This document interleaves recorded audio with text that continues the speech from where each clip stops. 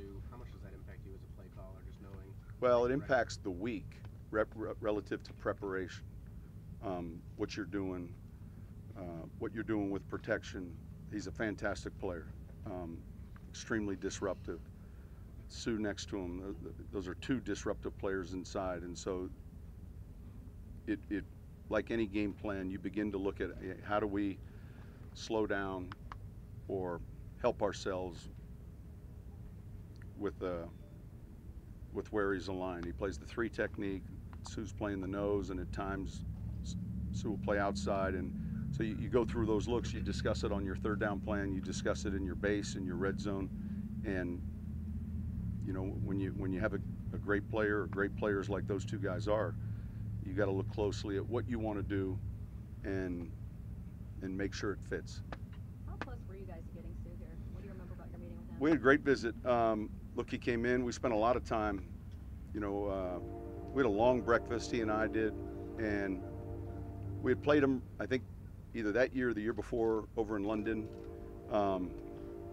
He was great to visit with, and you know, you're working hard and you're recruiting, and there were a handful of teams, not just, you know, the Rams and us. There were a handful of teams, and he narrowed his visits down, and then LA was the last visit, and you know, I think just reading his quotes yesterday, you know, he felt that fit relative to where he wanted to be, and that's part of free agency. But yeah, we were calling, recruiting, you know, doing all the things that selling your program.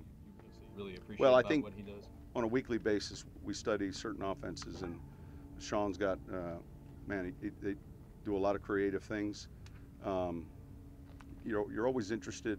We're constantly looking at ideas, things that some things may or may not fit what you do, but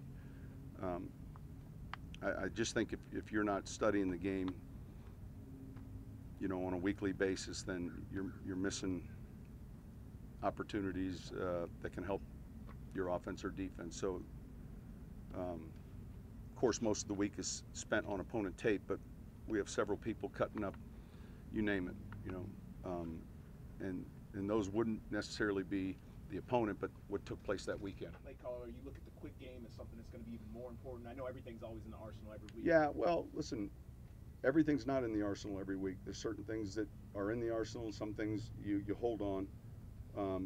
And so you look at the front that they play, and you look at, you know, what they're playing in the nickel, in the sub packages. These guys play a nickel, they play a dime. You know, they'll get in their Okie structure in a nickel.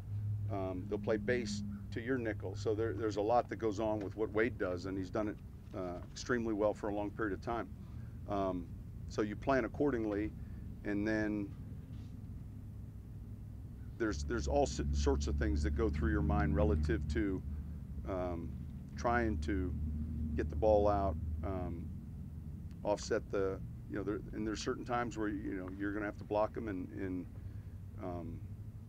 so it's not just relying in one area.